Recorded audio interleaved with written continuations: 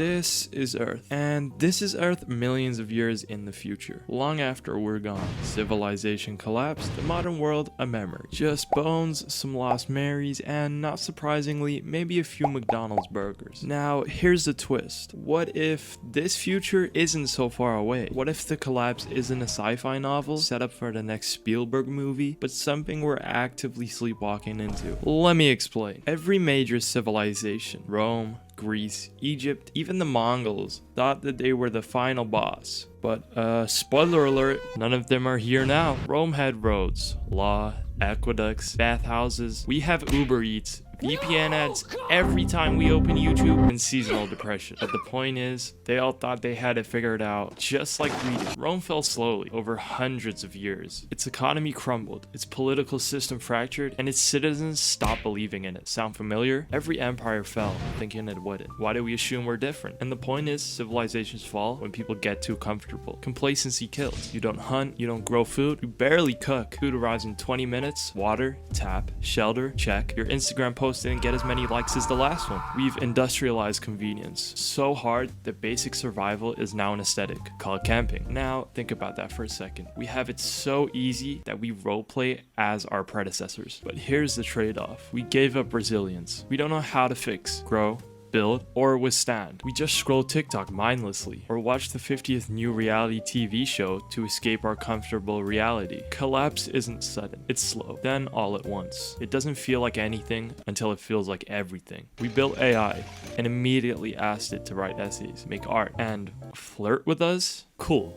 But now it's replacing jobs, writing code, running stock trades, diagnosing diseases, and we have virtually no idea how any of it actually works. A 2023 report from Goldman Sachs estimated AI could replace 300 million jobs worldwide. That's not a glitch, that's a labor restructuring event on a global scale. We build a super intelligence while still using password 123 for all of our accounts. This is how empires fall. They invent things they don't understand, then they get replaced by them. Every empire eventually turns inward. When people stop building and start debating if bread is offensive, you know things are getting weird. Seriously, how are people more offended by words than actions? We're collapsing because we've lost a shared purpose, shared rituals, shared direction. The Greeks did philosophy, we do hot takes, and look who still fell. Also, their empire started internally combusting. Political gridlock, economic fragility, endless wars, and a slow rot of collective purpose. They explored gender roles, ideal societies, and guess what? Civilization still crumbled. Sound familiar? So when people say questioning identity is the sign of decline, maybe it's the symptom, not the cause. Moral of the story, introspection is not the enemy. It's what you forget to fix whilst you're introspecting that brings the roof down. Tech dependency. If Wi-Fi dies, so do you.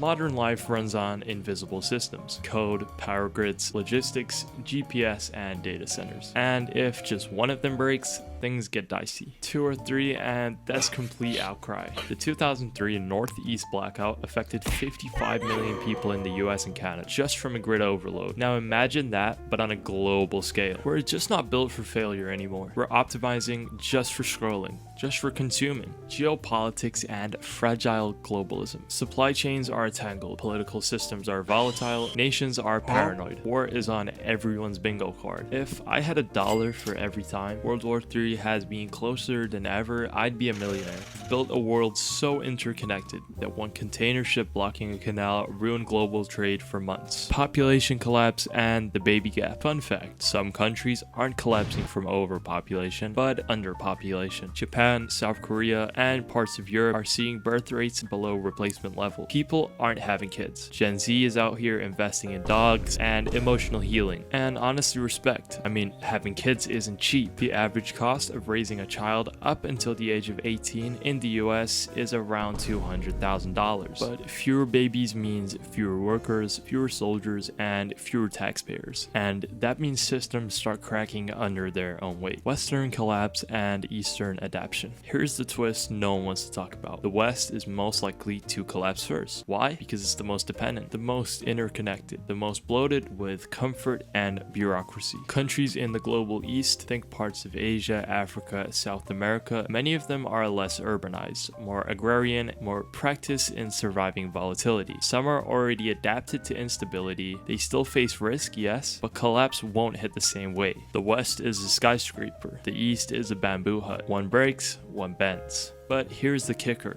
When the West falls, the rest of the world feels it. Markets, trade systems, and internet infrastructure are still overwhelmingly Western dominated. So even the parts that survive longer, survive harder, will still feel the hit, but maybe come out on top. No one collapses alone anymore. Not in a connected world. So what now? You don't need to panic, but maybe stop assuming it's all permanent. Learn something useful. Question the defaults. Prepare not with fear, but with clarity. Some people survive, some adapt, some rebuild something better. If you made it this far, congrats. You're now slightly less delusional than most of your timeline. Psst.